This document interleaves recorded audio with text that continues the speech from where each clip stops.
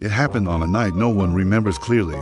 The emergency alert went out at 3:17 a.m. The tone was so low it rattled windows without waking most people, a message that cut across every single channel for exactly 90 seconds before vanishing without a trace. The official story, later on, was that it was a malfunction, a test that wasn't supposed to happen, a simple clerical error. But something else happened during those 90 seconds. The babies born in that tiny window of time, they grew up different. It wasn't obvious at first, just small things. A strange sensitivity to sound, an unease with total silence. They had this habit of tilting their heads as if they were listening to something just out of your hearing range. Parents joked about it, the way parents do. But eventually, the jokes stopped being funny. It stopped being funny when toddlers would suddenly cover their ears even when nothing was playing. It stopped being funny when kids cried at frequencies that adults couldn't hear, frequencies that didn't show up on any recorder. Teachers started noticing it too. Entire groups of students reacting in perfect unison to a noise that simply wasn't there. The adults, of course, explained it all away. It was just imagination or anxiety or a strange coincidence. That's what adults do. But the kids knew better. They knew because they could hear it. A low, constant hum beneath the world, like a second, hidden heartbeat. It wasn't loud enough to be scary, but it was persistent enough to make you feel like you were always being watched. As they got older, their abilities sharpened. The chaotic noise started to form patterns, and the patterns started to have meaning. They realized the hum wasn't random at all. It shifted depending on where they were. It grew thicker and more intense near government buildings. It thinned out near open water. It would pulse harder, faster, when certain people walked by. And then, the kids started finding each other. They didn't even have to try. They were drawn together, like magnets, by the way their ears rang at the exact same pitch, by the pure relief of being around someone who didn't need it all explained. They formed a quiet network long before they even had a name for it. They'd meet in basements, abandoned playgrounds, and school band rooms after hours. They compared notes, tested theories. They discovered they could actually communicate with each other through subsonic vibrations if they focused hard enough. They learned that their emotions could bend the hum, the way pressure bends glass. Fear amplified it, while trust and calm dampened it. Half as a joke, and half because it felt so true, they started calling themselves the children of the broadcast. They all shared that same origin point, that same invisible scar from those 90 seconds. The first real proof of what they were hearing came from a girl named Mara. She realized the hum spiked dramatically just seconds before a disaster. And not just big things like storms or car accidents. She could sense things that never made the news. Quiet, unpublicized raids, sudden, unexplained evacuations, buildings that were sealed off for a day and then reopened as if nothing had ever happened. So the kids started tracking it. They mapped the frequencies, creating a secret atlas of this invisible soundscape. And they made a terrifying discovery. The hum wasn't just coming from everywhere. It was coming from something that was everywhere. A presence woven into the very infrastructure of the country. It was riding power lines, fiber optic cables, and train tracks. It was using human systems the way a parasite uses veins. And that emergency alert, the one everyone forgot, it was never a warning for people. It was a signal. It was broadcast on a frequency that only newborn brains, in their most formative state, could permanently register.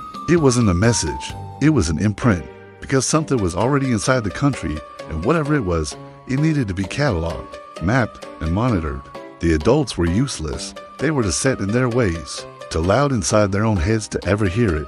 So the government did what it always does when faced with something it can't control. It outsourced the problem.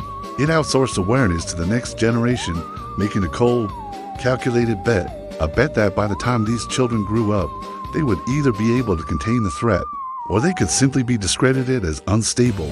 As teenagers, they started uncovering fragments of the truth. It was hidden into classified scraps of paper, erased audio logs, and in the drunken ramblings of men who talked too freely. They learned that the thing they heard wasn't alive in any way humans would define life, but it wasn't inanimate either. It was a distributed intelligence that fed on belief structures. It embedded itself into the systems people trusted without question banks, utilities, communication networks. It grew stronger the more invisible it became. But here was the twist, the cruelest part of it all. Their abilities, the very thing that made them special, weakened whenever adults started to listen to them. Belief itself altered the signal. The presence relied on being acknowledged indirectly, passively, through obedience and routine. not through conscious awareness. When an adult truly believed one of the kids, the hum would flatten out, the patterns would blur. The child's hearing would literally dull, as if the thing was retreating deeper, adapting, hiding behind the very attention that was meant to expose it. This forced the kids into an impossible choice. They had to warn the world without actually convincing it. They needed to be heard without ever truly being believed. They argued about it constantly, like any found family does. Factions formed. Some wanted to go public, damn the consequences. Others insisted that secrecy was their only weapon, the only way to keep their edge. And all the while, the government watched from a distance, intervening only when absolutely necessary. The original plan wasn't to create heroes. It was to create censors. And censors don't get to have opinions. Then came the breaking point. The hum changed pitch. It was a shift so deep and visceral it made the kids physically nauseous. It was a sound that meant the presence was no longer content to just exist as infrastructure.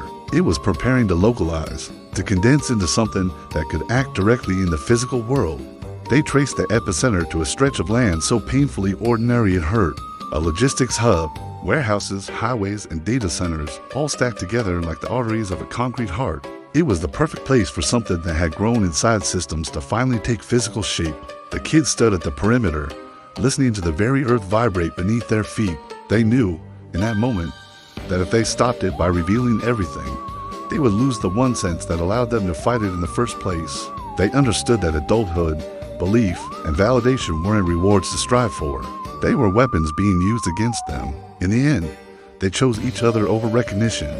They sabotaged the hub, but not with explosions or grand heroics. They used interference. They flooded the area with competing frequencies, disrupting the pathways of trust the presence relied on. They forced it to fragment, to dissolve back into the background noise where it could be monitored instead of confronted.